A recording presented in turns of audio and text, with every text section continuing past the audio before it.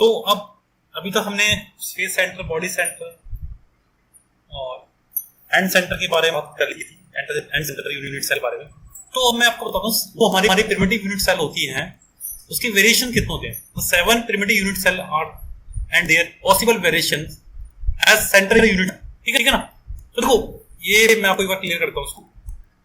जैसे क्यूब है, जैसे कि मेरा क्यूब है तो क्यूब में अगर प्रिमिटिव यूनिट सेल होती है, पॉसिबल जो वेरिएशन होते हैं, पॉसिबल वेरिएशन होते हैं क्यूब्स के, एक प्रिमिटिव बॉडी सेंटर और एक फेस सेंटर, अभी जैसे कि हमने पढ़े थे। तो जो उसमें जैसे कि एक एज होता है और एक क्या कहते हैं एक्साइल डिस्टेंस होता है, उनकी क्या क्या मतलब वो कि बराबर होते हैं, क्या डिफरेंस होता है उसके बीच में, और वहां पर एंगल्स भी हमारे बनते हैं।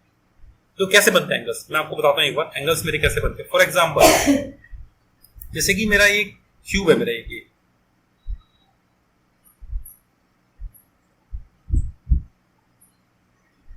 ठीक है, तो ये मेरा एक क्यूब है।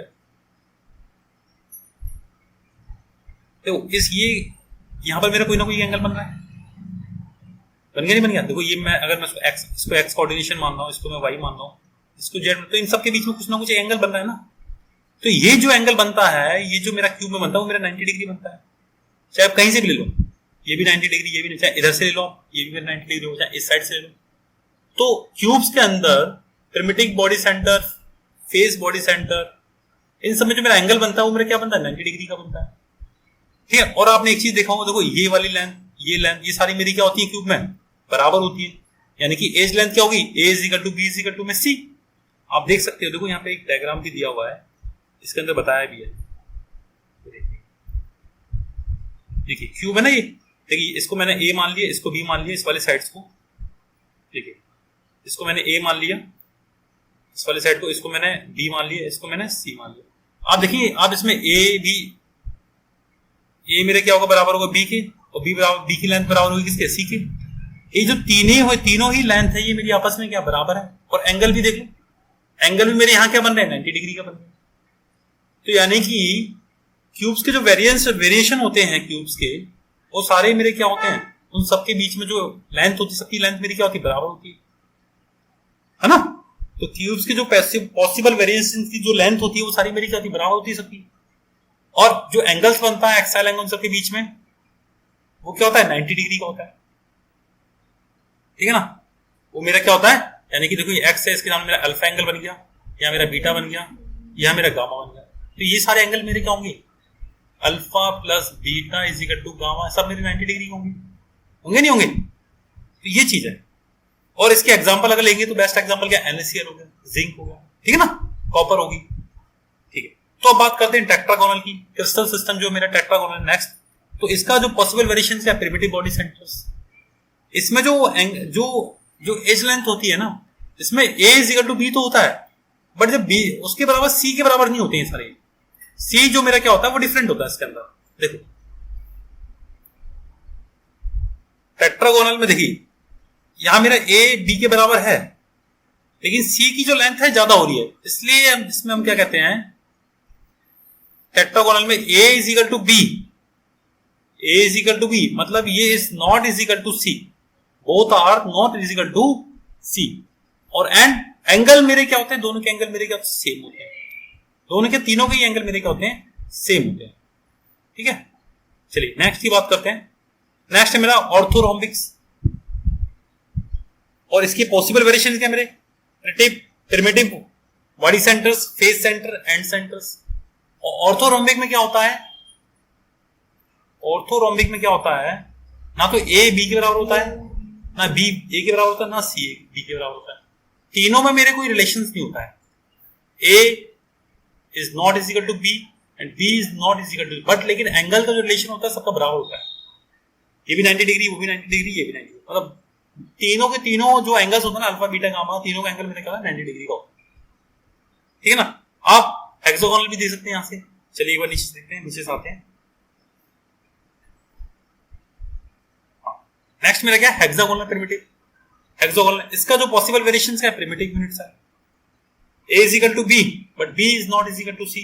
और जो एंगल मेरा बनते हैं, आप देख सकते हैं डायग्राम भी आप देख सकते हो, alpha beta is equal to 90 degree, but जो गामा का जो एंगल बनता है ना मेरा 120 डिग्री का बनता है। देखिए अगर आपको इसका इसका जो डायग्राम होता है ना उसमें दिखाता हूं आपको। देखिए ये देखिए ए का एंगल बनता है मेरा ए बी बराबर है, बट सी क्या is not is equal to, C क्या is not is equal to, और एंगल दे सकते हैं आप अल्फा और बीटा का दोनों का मेरा 90 डिग्री बनना है।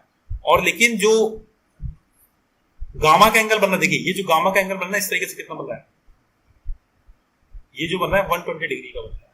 देखिए आप देख सकते हैं जो बन रहा है यहाँ पे कितना बन रहा है 120 डिग्री, और यहां जो मेरे बनने हैं दोनों 90 डिग्री के बनने हैं, ठीक है ना, ये इस तरीके से।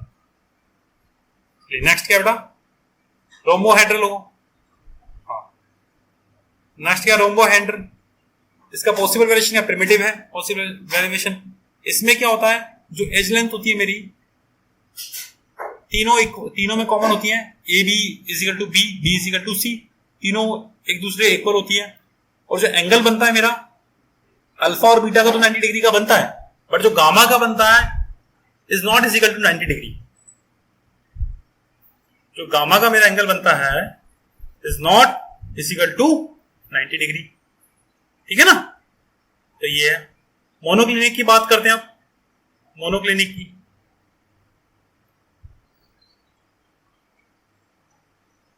देखिए मोनोक्लिनिक की बात अगर हम करते हैं,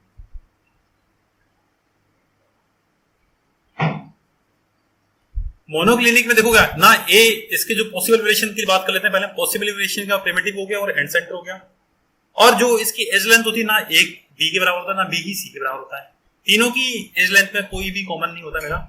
और जो एंगल बनता है मेरा अल्फा और गामा का एंगल तो बनता है 90 डिग्री, बट बीटा का जो एंगल जो बनता है 90 डिग्री का नहीं बनता। और इसके एग्जाम्पल आप बात करेंगे तो सल्फर हो गया, ठीक है ना, मोनोक्लिनिक सल्फर हो गया। फिर है ट्राइक्लिनिक, ट्राइक्लिनिक का जो पॉसिबल वेरिएशंस क्या प्रिमिटिव है, इसमें ना ए बी के बराबर है ना बी सी के बराबर है, ठीक है ना ए के बराबर है ना बी सी के बराबर है। और एंगल भी जो मेरे क्या है, एंगलों में भी कोई कॉमन नहीं है, सारे एंगल मेरे क्या डिफरेंस होते हैं इसके, ठीक है। देखिए एक सेकेंड,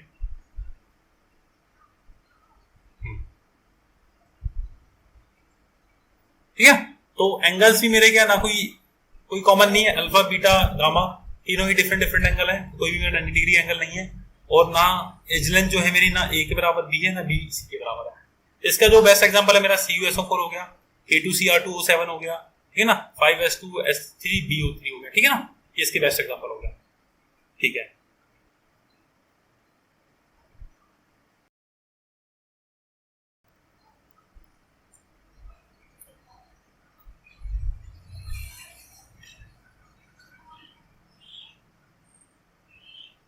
तो बच्चों तो नेक्स्ट टॉपिक है मेरा number of atom in unit cell, topic number 1.5 है। जैसे मैंने आपको पहले बताया भी था कि नंबर ऑफ एटम कैसे काउंट्स करते हैं यूनिट सेल के अंदर, फिर भी एक बार उसको रिवाइज कर लेते हैं। Number of atom unit cell, तो सबसे पहले मेरा इसके अंदर आता है number of atom unit cell के अंदर प्रिमिटिव यूनिट सेल। तो प्रिमिटिव यूनिट सेल यानी कि simple unit cell, primitive unit cell यानी कि सिंपल यूनिट सेल। तो सिंपल यूनिट सेल में टोटल एटम मेरे कितने होते हैं, देखिए इसमें क्या होता था प्रिमिटिव यूनिट सेल में, जो एटम्स होता था एवरी कॉर्नर पे होता था, है ना। तो एटम्स क्या होता था मेरा एवरी कॉर्नर पे, तो आप देख सकते हो, देखो ये वीडियो है, इसमें तो ये यूनिट सेल है मेरी, और इसके हर कॉर्नर पे क्या है मेरा एक एक एटम ये रखा हुआ, देखिए ये रखा हुआ, ये रखा हुआ, ये रखा हुआ, ये रखा हुआ, हर कॉर्नर पे का। और मेरे टोटल कॉर्नर मेरे कितने क्या है, टोटल कॉर्नर मेरे कितने हैं 8। तो देखिए ये जो रोल प्ले हो रहा है एटम्स का, देखिए ये यूनिट सेल है, तो ये पूरा तो हो नहीं रहा है, यानी कि लगभग ये जो 1/8, ये 1/8 कैसे होता है मैंने आपको बताया था इसी वीडियो में। तो 1/8 है, तो टोटल मेरे 8 कॉर्नर है, तो 8 कॉर्नर हो गए, और रोल कितना प्ले हो रहा है 1/8, तो 8 से 8 कट गया, तो यानी क्या आया मेरा 1 आया। यानी कि प्रिमिटिव क्यूबिक यूनिट सेल में जो टोटल एटम मेरे होते हैं कितने होते हैं 1 होते हैं, ठीक है। तो ऐसी बात करते हैं बॉडी सेंटर, बॉडी सेंटर से मेरे कितने होते हैं एटम्स, देखिए ये बॉडी सेंटर आ गया, मैं इसको एक बार जूम कर देता हूं, इसको देखिएगा।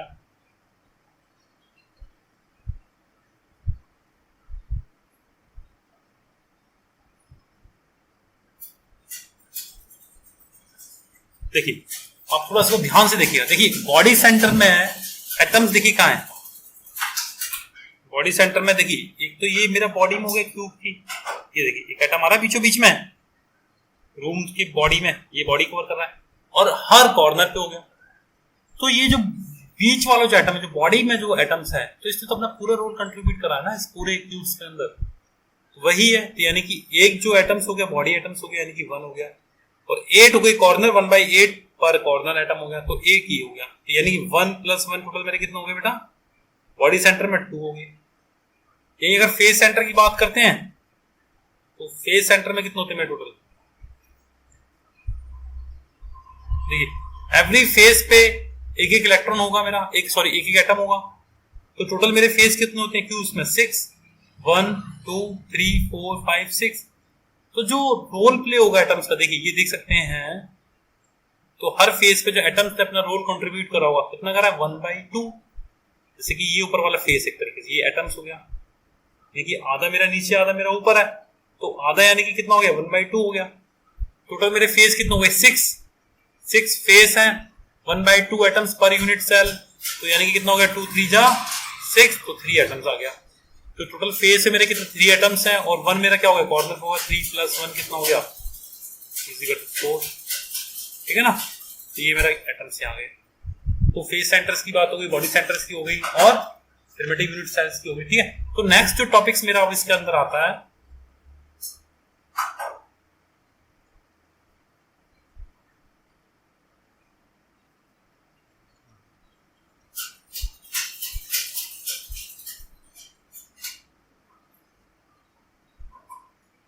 पैकिंग।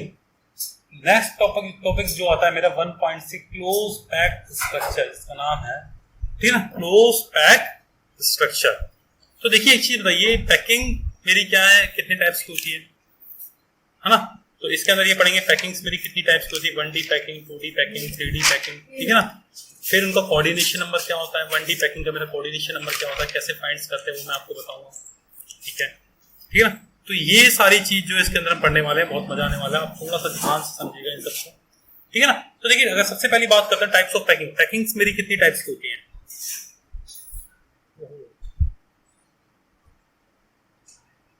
पैकिंग्स मेरी कितनी टाइप्स की होती हैं? देखो एक होता है 1D पैकिंग, एक होती है 2D पैकिंग, एक होती है 1D पैकिंग और 2D पैकिंग। तो 1D पैकिंग्स के अंदर क्या होता है?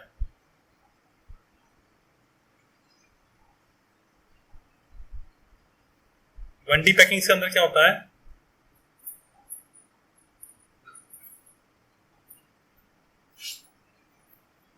देखो 1D पैकिंग जैसे कि ये हो गया, जैसे कि ये डायमेंशन, ये मेरे एटम्स हैं, एक डायमेंशन में इस तरीके से पैक देखो हो रहे हैं, एक उसके बाद एक, इसके बाद एक, इसका।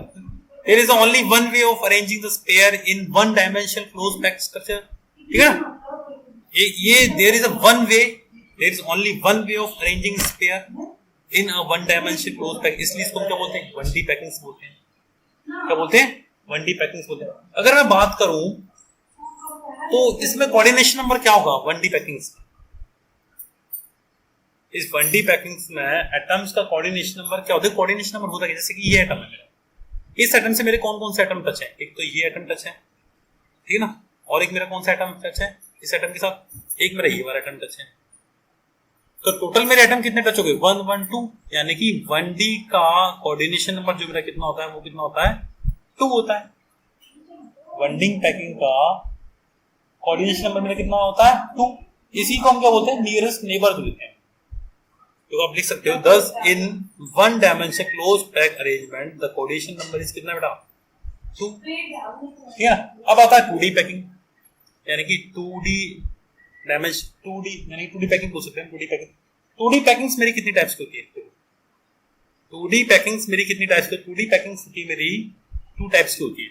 2 टाइप्स की कौन कौन सी होती है? देखिए, यानी कि देखिए 2D पैकिंग जो होती है मेरी, ये 2 टाइप्स की होती है।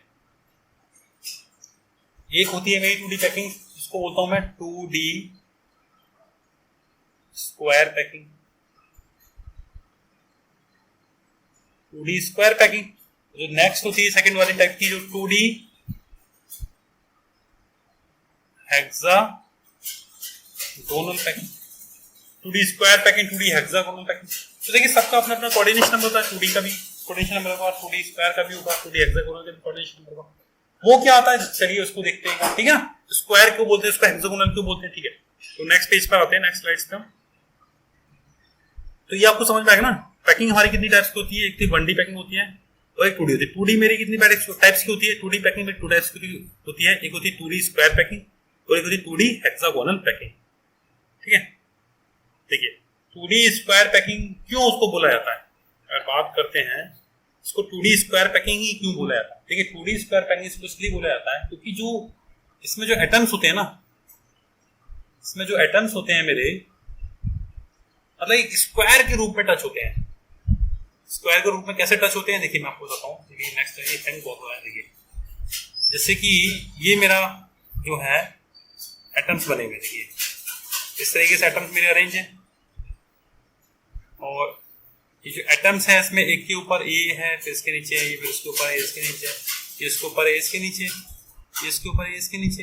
अगर मैं बात करता हूँ इस वाले एटम से मेरे कितने एटम टच हैं, तो ये एटम टच है 1 2 3 4। इस वाले एटम से ये सारे एटम टच हैं, तो अगर मैं इनको मिलाऊंगा तो बन गया स्क्वायर टाइप का। इसीलिए हम क्या बोलते हैं इसको 2D स्क्वायर पैकिंग, ठीक है ना। इसी वे में अभी इसमें देखो, इसमें जो क्या था एटम्स को एक के नीचे एक अरेंज करा हुआ था, यानी कि इसके नीचे ये हो गया, जैसे इसी के नीचे दूसरा वाला एटम हो गया। अब जो हेक्सागोनल पैकिंग होती है इसमें जो एटम्स को अरेंज करा रखा ना, तो ये एटम्स है, इन दोनों के बीच में एटम्स को अरेंज करा हुआ है, इन दोनों के बीच में एटम्स को अरेंज करा हुआ है। और आप देख सकते हैं, देखो मैं इस वाले एटम से अगर बात करूं, इस वाले एटम से मेरे कितने एटम टच हैं, इस वाले एटम से मेरे कितने एटम टच हैं, तो एक तो ये टच है 1 2, ये भी टच है 3, ये भी टच है 4, ये भी टच है 5, ये भी टच है और 6 ये भी टच है। देखो बन गया नहीं हेक्सेन टाइप का, ठीक है ना। तो इसलिए हम इसको क्या बोलते हैं 2D हेक्सागोनल पैकिंग। अब बात आती है इसकी कोऑर्डिनेशन नंबर। अब देखो इससे मेरे 4 एटम टच हो रहे हैं, तो इसका जो कोऑर्डिनेशन नंबर मेरा हो जाएगा वो कितना हो जाएगा 4। अब इससे मेरे कितने 6 एटम टच हैं, तो इसका कोऑर्डिनेशन नंबर मेरा कितना हो जाएगा 6। पता ही समझ नहीं आई, इसका कोऑर्डिनेशन मेरा नंबर कितना हो जाएगा 6। तो यही तो तरीका है इसको पहचानने का। तो देखो ये आप लोगों को समझ में आ गया हो, आप नोट डाउन जरूर करिएगा कॉपी में ताकि आपको क्रिस्टल क्लियर रहे चीजें, ठीक है ना। अब 1D हो गया 2D हो गया। 1D का कोऑर्डिनेशन नंबर मेरा कितना आया था 2 आया था। 2D पैकिंग मेरी 2 टाइप्स की होती थी, स्क्वायर पैकिंग और एक 2D हेक्सागोनल पैकिंग। और 2D हेक्सागोनल पैकिंग की बात करें तो उसका कोऑर्डिनेशन नंबर कितना होता है बेटा 4 होता है। और 2D स्क्वायर पैकिंग की बात करें तो उसका कोऑर्डिनेशन नंबर कितना होता है 4 होता है। और 2D हेक्सागोनल का कोऑर्डिनेशन नंबर कितना होता है मेरा, उसका 6 होता है मेरा, ठीक है ना। तो अब आती है 3D क्लोज पैकिंग की। 3D की बात आती है तो 3D का जो होता है ना सिस्टम थोड़ा सा अलग होता है। अब आपको पूरा थोड़ा अज्यूम करना पड़ेगा सारी चीजें। 3D में क्या है, आपको सारी चीजें क्या है अज्यूम करनी पड़ेगी। कैसे, मैं नेक्स्ट स्लाइड लेके आता हूं, आप इसको एक बार देखिए। देखिए इसमें क्या होगा मेरा, सॉरी डबल नेक्स्ट हो गया।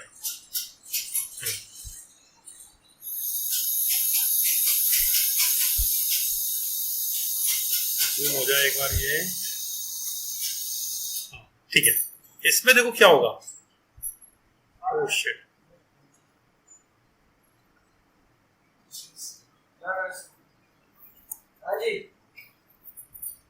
अरे बोलिए, और दिखा ना,